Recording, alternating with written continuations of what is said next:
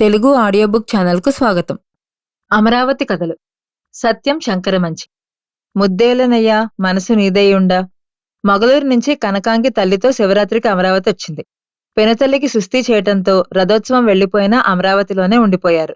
పండగ సందడిలో ఊరి జనం కనకాంగిని అంతగా పట్టించుకోలేదు గాని ఓ రోజు కృష్ణలో స్నానం చేసి బిందెత్తుకుని ఇంటికి వస్తుంటే ఊరంతా తిరణాలైపోయింది.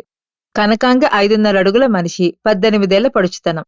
పేరుకు తగ్గట్టు మెరిసిపోయే శరీరం. వాల్జడ వీపు మీద అల్లల్లాడుతుంటే, కాలిపట్టీలు గల్లుగల్లన మ్రోగుతుంటే కనకాంగి నడక ఓ సొగసు. అడుగు అడుగుకి తాళం వేసినట్లు, మెత్తమెత్తగా పాదాలు నేలకి ముద్దిడినట్లు, కాలు తీసి కాలు వేయటంలో లయ తొణికినట్లు, చిక్కుపడ్డ చీర అంచులు సవరించుకోవడానికి వంగినప్పుడు పాటలో జాగా వచ్చినట్లు సంగీతమయంగా ఉంది. వరద పొంగులాంటి యవ్వనం ఒంటి నిండా తుళ్ళితుళ్ళి పడుతుండగా గలగలా నవ్వేది కనకాంగి. ఆ నవ్వుకి అందరి గుండెలు ఉలిక్కిపడేవి. పశువులు పక్షులు గిరుక్కున అటు పక్కకి తిరిగి చెవులు రిక్కించేవి. కనకాంగి నవ్వితే ముఖమంతా బుక్కాయి కమ్మినట్లు వెలిగిపోయేది. ఒత్తైన కింద పెదవి విల్లులా వంగేది. ముత్యాల పళ్ళు మెరిసిపోయేవి. కళ్ల కాటుక సంబరాన కరిగిపోయేది. చెక్కిళ్లు పొంగి జేగురులయ్యేవి. బుగ్గలు విచ్చుకున్న కల్వపూరేకులయ్యేవి.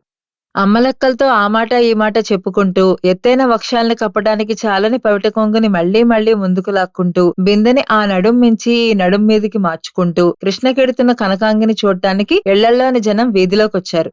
ఆకాశం నుంచి నక్షత్రం తెగిపడ్డట్టు అనిపించింది. అప్పుడే ఏమైంది? కృష్ణలో స్నానం చేసి తడిచేరితో బిందెత్తుకు వస్తుంటే అందరి కళ్ళు కనకాంగి మీదే. ఒంటికంటుకున్న తడిచేర నడక సాగనివ్వటం లేదు. అందరూ గుచ్చిగుచ్చి చూస్తుంటే బిందెలోని నీళ్లలా గుండె అల్లల్లాడుతోంది. నుదుటి చెమట పోస్తోంది. ఒక్క ఉదుటుని ఇంట్లోకొచ్చి పడి బిందె పక్కన పారేసి హమ్మయ్య అని కూలబడిపోయింది. ఆ సాయంత్రం గుళ్ళోకి వెళ్తుంటే ముందు జనం వెనక జనం. కనకాంగి నందిని ముట్టిన చోటే తాము నందిని తాకేవారు. కనకాంగి వినేట్టు పెద్దగా మాట్లాడేవారు. కనకాంగి తమ వైపు చూస్తే చాలు సార్థకత అనుకునేవారు. వాళ్లను చూసి కనకాంగి సిగ్గుపడలేదు. తను ఎంత అందమైందో ఇన్నాళ్లకి తెలిసొచ్చింది కనకాంగికి. వాళ్లని క్రీగంట చూస్తూ ఆడవాళ్లతో కావాలని కబుర్లు చెప్పింది. కిలకిలా నవ్వింది. పక్కపక్క నవ్వింది. తెరలుగా నవ్వింది. జమ్మి ఆకులు జల్లుమంది రాలేటట్లు నవ్వింది. తానో మహారాణిలా అనిపించింది. ఆ ఠీవితో ఆ హుందాతో విసవిసా నడిచింది. తల విదిలించింది. ఆ విసురులో జడ పక్కనున్న రాయుడికి తగిలింది. రాయుడికి ఒళ్ళు పులకరించింది. చకితుడైనాడు. రాత్రికి రాత్రి కనకాంగి తల్లికి కబురు పెట్టాడు. కనకాంగి తల్లి అన్నీ విచారించి ముహూర్తం నిశ్చయించింది. కనకాంగిని గదిలో చూసి రాయుడు ఆశ్చర్యపోయాడు. 2 కళ్ళు పట్టని అందం. రాయుడు అందగాడే. కనకాంగి చిరునవ్వు నవ్వింది. అగరత్తుల గంధం మత్తుగా ఉంది. కనకాంగి రాయుణ్ణి కళ్లతో పిలిచింది. రాయుడు నగలు కుమ్మరించాడు. పట్టు చీరలు పాదాల మీద పోశాడు. ఓ మహాసౌందర్యానికి దాసుడైపోయాడు. ఆ దేవత భక్తుని తరింపజేసింది. రోజులు గడుస్తున్నాయి. కనకాంగి కాలమంతా పట్టుచీరలు, నగలు, పువ్వులు, తినుబండారాలు, మంచి గంధాలతో నిండిపోయింది. ఒక్కోసారి రాయుడు జులుం చలాయించేవాడు. అధికారం ప్రయోగించేవాడు. అప్పుడు కనకాంగి మనస్సు చివుక్కుమనేది. కళ్లల్లో నీళ్లు గిర్రును తిరగ్గా ముఖం తిప్పుకునేది. రాయుడు కుంగిపోయేవాడు. కోరినవన్నీ తెస్తానని బతిమాలుకునేవాడు. కనకాంగి మళ్లీ మామూలైపోయేది. 6 నెలలు గడిచిపోయాయి. కనకాంగికి ఏ లోటూ లేదు. అంతేకాదు, ఎవరికీ పట్టనంత ఐశ్వర్యం. కనకాంగి రాయుడు తాలూకు మనిషిని ఊరందరికీ తెలిసినా కనకాంగిని ఒక్కసారి చూద్దామన్న కోరికతో ఇంకా జనం ఆ వీధి వెంట తిరుగుతూనే ఉన్నారు. కిటికీ వైపు కళ్ళు పెట్టుకు చూస్తూనే ఉన్నారు. కనకాంగిని గడప దాటి బయటికి రానిచ్చేవాడు కాదు రాయుడు. కొంతకాలానికి కనకాంగికి పట్టుచీరలన్నా, నగలన్నా, మల్లెపూలన్నా ఇష్టం తప్పిపోయింది. ఓ రోజు ఉదయం వాళ్ళమ్మ చాకలికి బట్టలు వేయవే అంటే దొడ్డి వసారాలో కూర్చుని చాకలి సంగడికి బట్టలు వేస్తోంది. సంగడు బట్టలు సమంగా మడుచుకోవడం లేదు. కనకాంగి వైపే చూస్తున్నాడు. కనకాంగి సాదా చీర కట్టుకుని ఉంది.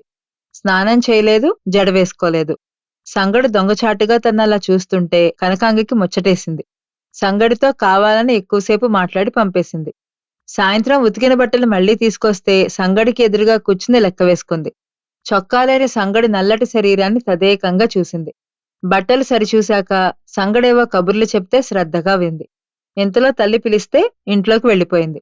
రాత్రిళ్లు నగలు, పట్టుచీరలు, పూలు, అత్తర్లు ఇచ్చే సుఖం కంటే ఉదయం సాయంత్రం నీరెండ మీద పడుతుంటే సాదా చీర కట్టుకుని సంగడితో 5 నిమిషాలు గడపడం గొప్ప హాయిగా ఉండేది కనకాంగికి. ఆ 5 నిమిషాల కోసమే రోజల్లా ఎదురుచూసేది కనకాంగి. ఆ 5 నిమిషాల కోసమే బతుకుతున్నట్టుండేవాడు సంగడు. ఓ రోజు సాయంత్రం బట్టలు లెక్క చూసుకున్నాక ఊరు సంగతులు చెప్తున్నాడు సంగడు. బలమైన చేతులు అటూ ఇటూ ఊపుతూ కథ చెప్తున్నాడు. కనకాంగి కళ్ళు మెరిశాయి. అతని ఒంటివైపు ఆశగా చూసింది. కథ మధ్యలో ఆపి, ఈ జరీ అంచు ఎంత ఉతికినా సాఫీ అవడం లేదు సంగా అంది. ఏది చూడనివ్వండి అన్నాడు సంగడు. పవిట సగం విప్పి చీర అంచు చేతికిచ్చింది. సంగడు జరీ సరిచేశాడు. సంగడు ముఖం కనకాంగికి చేరువలో ఉంది. కళ్ళల్లో కళ్ళు పెట్టి చూసుకున్నారిద్దరూ. సంగడు కనకాంగిని దగ్గరకు తీసుకుంటే ఏమయ్యేదో తెలీదు. సంగడు ముద్దు పెట్టుకోలేదు. కనకాంగి ముద్దివ్వలేదు. ఇద్దరి కళ్ళల్లో నీళ్లు. మా ఛానల్ కనుక మీకు నచ్చినట్లయితే లైక్ చేయండి, షేర్ చేయండి, సబ్స్క్రైబ్ చేయండి.